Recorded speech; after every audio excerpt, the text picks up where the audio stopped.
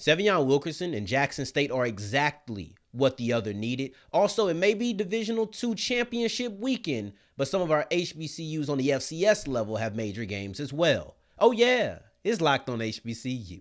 Play my music. You are Locked on HBCU, your daily podcast covering HBCU sports. Part of the Locked On Podcast Network, your team every day.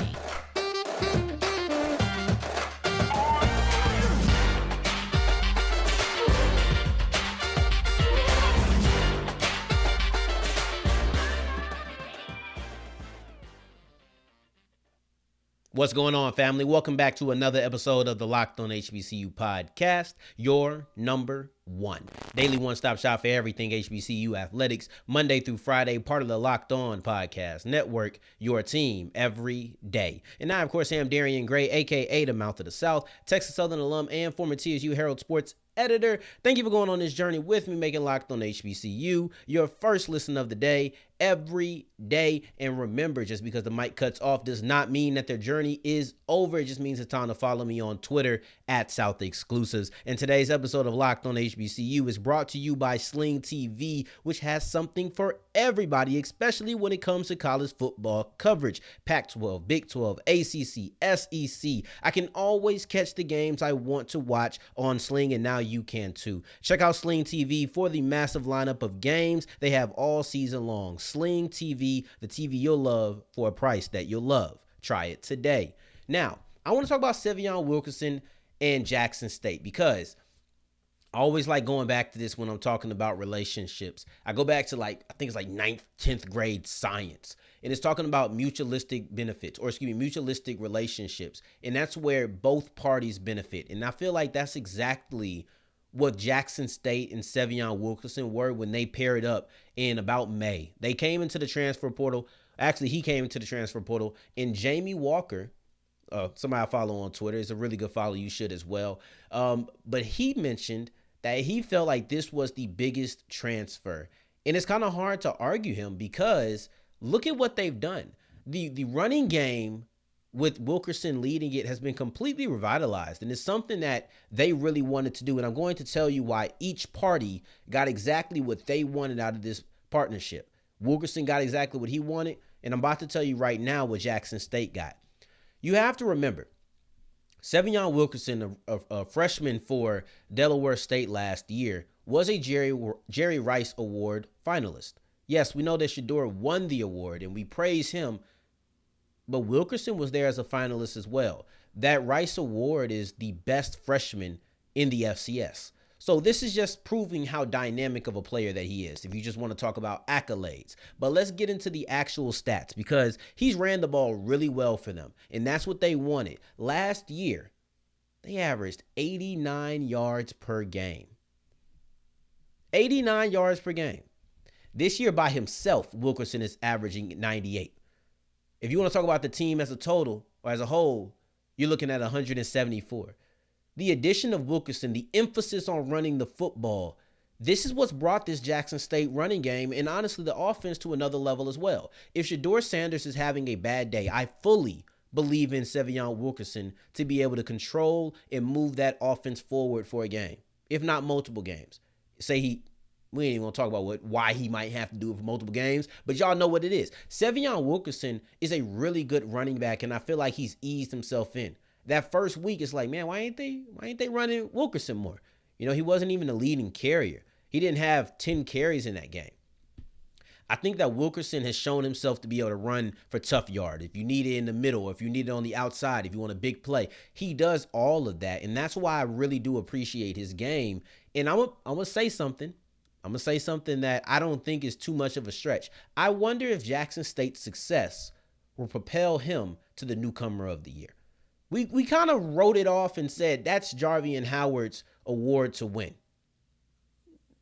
I'm not going to dispute that. He is 100% the front runner right now. But I do wonder if maybe the voters say, well, Jackson State is so good and Wilkerson has been a part of that. Maybe we're going to go ahead and give him the nod. It wouldn't be the first time that team success influences this. And it's not as if he doesn't have a compelling case either. It's not as if he's just a middle of the pack running back on a good team. No, this dude is one of the better running backs. He's the second leading rusher in the conference.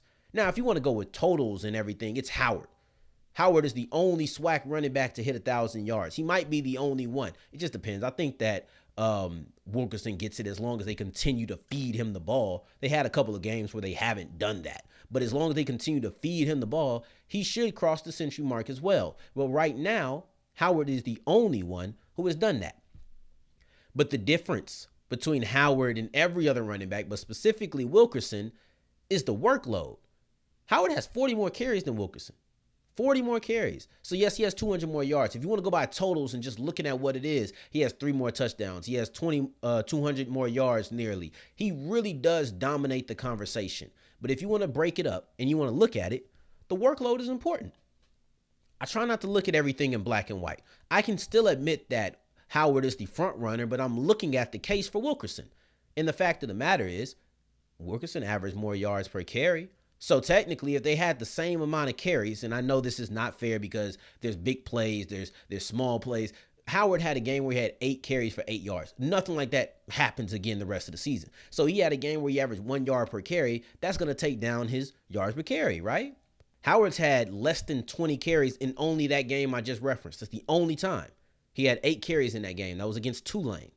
But then you look at Wilkerson, he's had less than 20 carries 5 times of the 9 games that he played. So more than half the time, he's not getting a 20 carry workload. I wonder what his production would be like if that were the case.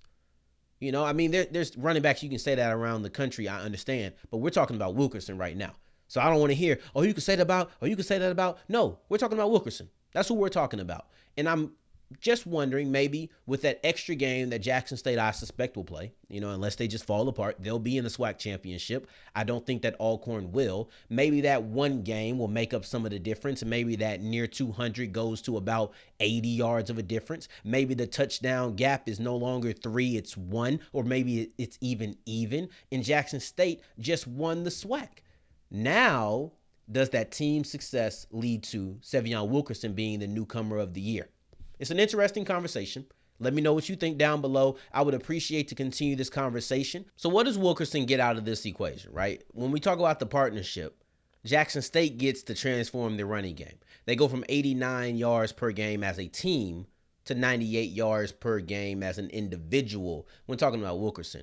But Wilkerson didn't come over as some Rudy Poo. People knew who he was. Sy'veon Wilkerson was an all MEAC running back at Delaware State. He had already achieved individual success. So it's not as if he needed them to make him or something of that sort. That's not what the case was. What he needed is the same thing that he got, and it was just a little bit more exposure. Now he has more eyes, but then also he's on a winning team, and I'm sure that's what he wanted more than anything else. He wanted to win.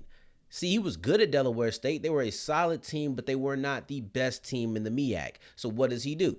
He understands that the best team in the SWAC, and arguably the best team, if not top 2 teams in HBCUs period, they have a little bit of a vacancy at the running back position. He said, I'm a pretty good running back. I think so. I proved it at Delaware State. I think I'm a pretty solid running back. And you know what? He was right.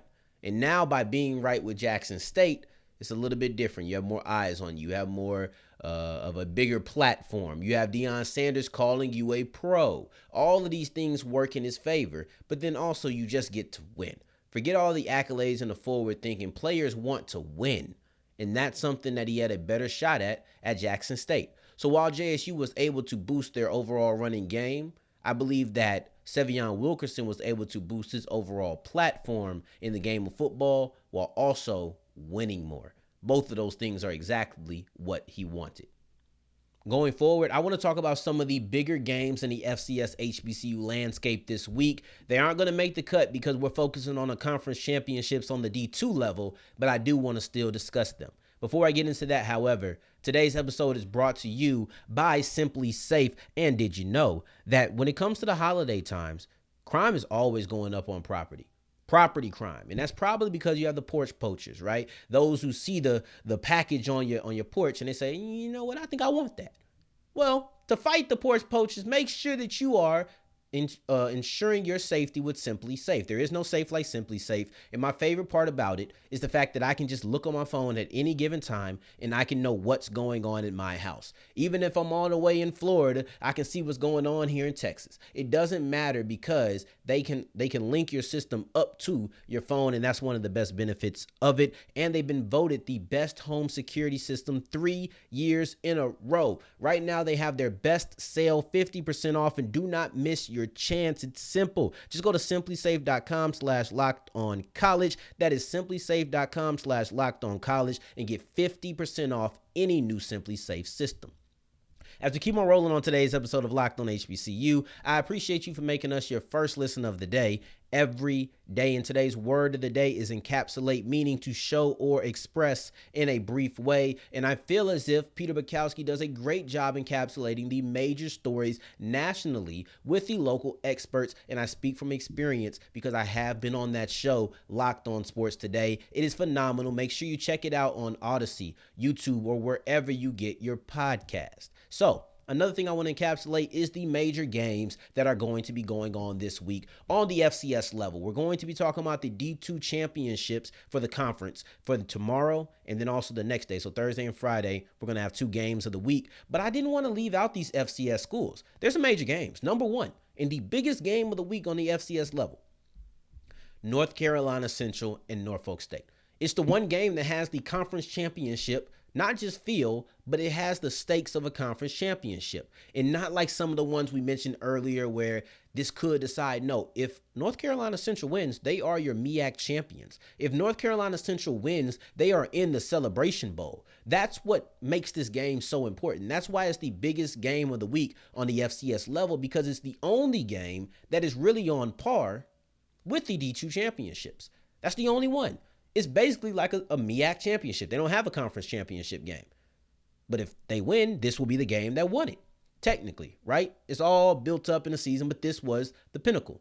And that's what I look at when I think about why this game is so important. It's not about Norfolk State. And funny enough, I wrote off Alcorn saying it's all about PV and who won that game. But this is truthfully not about Norfolk. They can play spoiler, but the stakes in this game strictly come from the fact that they play Tennessee Tech next week. North Carolina Central does.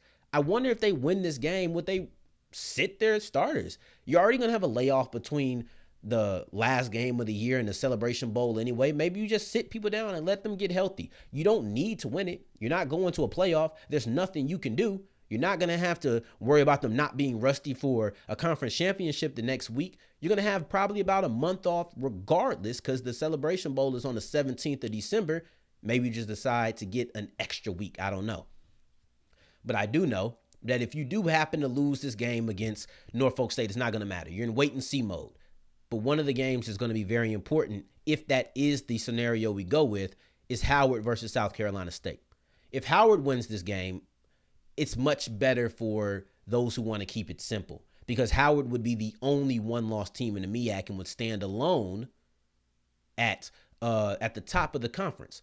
Now, if South Carolina State wins, oh my gosh, all chaos. Because now, if South Carolina State wins this game and North Carolina Central loses this game, there will only be one team, the loser of the Morgan State versus Delaware State game, that doesn't have 2 losses.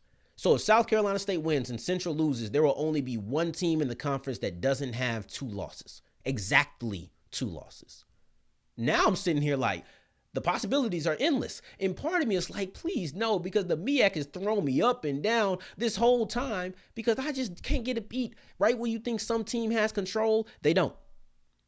Right when you feel like a team is ready to explode, they don't. Right when you feel like anything, it doesn't happen. So with our luck, with the MEAC season, if it's just going to be on par, that's exactly what will happen. Central will lose. South Carolina State will win. And now everybody going into the last week of the season has 2 losses, except for one team in the MEAC. And now it's just a free-for-all because I don't know what the tiebreaker scenario is, because you can have multiple teams. Probably, I think at least 3 teams could end with 2 losses, and that would be absolutely bonkers. But let's switch over to the SWAC because there's 2 games that I think are important. FAMU versus Alabama State. They're the next ups in the SWAC East. Of course, Jackson State's the top dog. But next up is FAMU. And next up after that is Alabama State. 2 dominant defensive teams. When you look at it, Alabama State quietly is on a 3-game winning streak, right? They haven't lost many games big. The only game they lost big was UCLA. But if you take out that game and you want to look at how many teams they've allowed to score 20 points on the FCS level, we're strictly talking about the FCS level, you're looking at 4 teams. That's it. It's not many teams that are going to score 20 points on this stingy defense. There's going to have more games, or actually it can't be 4. I think it's like 3. You're going to have more games, if you look at their schedule, in which they did not allow 20 points than 20 points were scored on them. That is dominant. When you look at FAMU, after Jackson State and UNC to open up the season, only one team has scored 20 points on them. So this is going to be a defensive battle, and I cannot wait to see it. I can't wait to see what happens from it, because these are 2 teams who are both very good and both should have a quality win on their resume after this. I can't wait to see this. And this is probably going to be the battle for the second best team in the SWAC East. And then lastly, you have Texas Southern versus Grambling, and both of these teams are playing for internal pride, internal goals. They're goals that you might not really be able to see or value from the outside looking in. Now, TSU does have the opportunity to stay in the SWAC West race, but forget that. I think it's a real possibility, but forget that. Right now, they're playing to have their first non-losing season since 2003. They're playing to have their first winning season since 2000. That's what they're looking for in these games. They ain't hit 5 wins since 2003. They ain't hit 6 wins they haven't hit 6 or more wins since 2000. These 2 teams are playing for pride. These 2 teams are playing for internal goals, and that's TSU side of it. Especially in the season and how it's going, I think that would be a great feather in the cap of Coach McKinney. I genuinely do. Then you look at Grambling. We talked about them yesterday. 4 games in a row to end the season. If you win that, morale is high. People aren't talking about Hugh Jackson the same way. You ain't really calling them a joke because now they beat Southern as well. It's a whole different conversation if they end the game on a 4-game winning streak. Now we go into the 2023 season and we're saying, hey, you know how Grambling finished that year? If I'm not mistaken, I think it might be Benedict that ended the season on a hot streak, and now look at them. It's one of these really good D2 HBCUs who finished the season on a nice winning streak, and then they exploded this year. I think it's Benedict.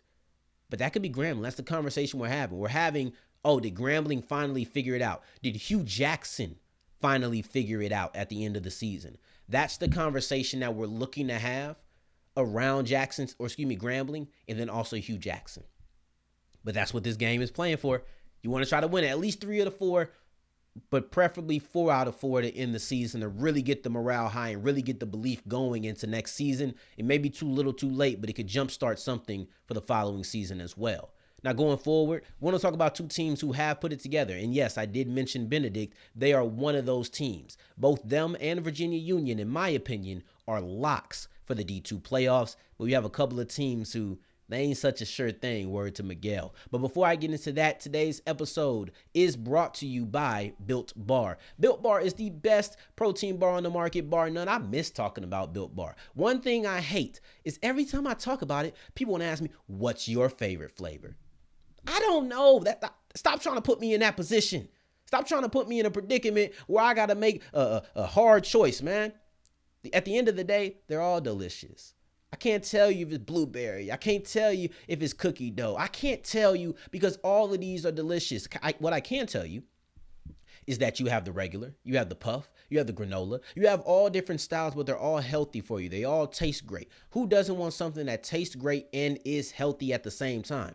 I'm sure all of us would eat very healthy if we felt like it would taste good. With Built Bar, that hopes and that imagining is now a reality. Now, all you have to do is go to Built.com and use the promo code LOCKEDON15, and we'll give you 15% off your offer. Go and get that variety pack, because I told you, I can't pick my favorite flavor. As we're wrapping up today's episode of Locked on HBCU, Virginia Union and Benedict are locks for the playoffs, in my opinion.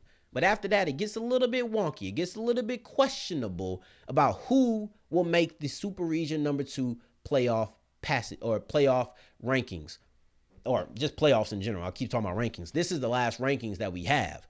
But going forward, it's just the playoffs. That's it. And Benedict by far is the lock. It's the lock of all locks because they are the number 1 seed. Delta State lost last week. And now that means that you're looking at Benedict as the number 1 team. And if they win their conference championship, they'll be the number 1 team in the region, which means they'll have a bye week. It's been at least 5 years since that happened. I didn't want to continue going back farther and farther and farther. It's been at least 5 years since that has happened at a D2 playoffs. HBCUs do not get the number 1 seed often. This is very elusive, and this is something to play for. Time to go 1-0 this week as well, which has been their mantra for the season. Even if they lose in the conference championship, you're not dropping from 1 to 8. It's not happening. You're just not. So that's why I say they are truly a lock. Then you look at Virginia Union, who actually went up. They went from 5 to 4, and they did not jump Delta State, but they went from 5 to 4. So I'm going to say that mission accomplished. They wanted to make sure they had a good victory that showed something to the committee over Virginia State. They did that. You move from 5 to 4. I don't see you dropping from 4 to 8 because you're not playing. It's not like you're about to go to the conference championship and suffer your second loss. You're not playing. So you're just sitting here. You're done. What you've done is done. There's no more, oh, I want to go tweak this and tweak that. You're just leaving it in the hands of the committee at this point. And I think that you put up a good resume. I think that knocking off one of the better teams in the country at that time is going to look good on your resume. It's the reason that you were able to lose that game against Chowan and still be top 4. Or still be top 5 at that time, and now you're top 4. Because you've built up enough of a resume outside of that game for them to respect and say, this is a playoff team. And I don't think we're doubting that. I can't wait to see how far that they go. But this is 100% a playoff team. You just have to make sure you didn't lose again, and you didn't. So you handled your business. Now, there's no such thing as a lock. Like, there's no such thing as a guarantee. But to me, it's more than just, I'll be surprised if that changed. I would actually be like, whoa, I did not see that coming at all if Virginia Union or Benedict didn't make the playoffs. I would be totally stunned if for some reason Union fell 4 spots, even though they didn't have to play. Now, where the questions come in, and Benedict, I think that's a no-brainer. You're not dropping from the number 1 seed out of the playoffs because of a loss. It's just not happening. But where the questions come in are Tuskegee, and then also Fort Valley. Fort Valley State is at 7. They don't have anything to play this weekend. They're kind of like Virginia Union, where everything they've done is done. It just is what it is. What the resume is going to look like is finished. You can print it. You can hand it in because that's all they're going to be able to look at. Great win over Albany State as well. We said that, hey, maybe at the end of the year, we look back and Fort Valley and Benedict are the 2 best teams in this conference, and that's what happened. Albany State, it wasn't their year this year. It was 2 new dogs that came up and took the spot. But Fort Valley State just had to sit back and watch. I'll say this. Tuskegee, if they lose, they ain't getting in. They're already not in. So if they lose the conference championship, they're not in. If they win the conference championship, I find it very difficult not to put them in. And they might even take Fort Valley's spot because Fort Valley's at number 7. It's very tough to not be in a conference championship game and then also be on the bubble because there's teams below you who are probably going to prove themselves. You just got to hope some of the teams above you fall. I would love to see.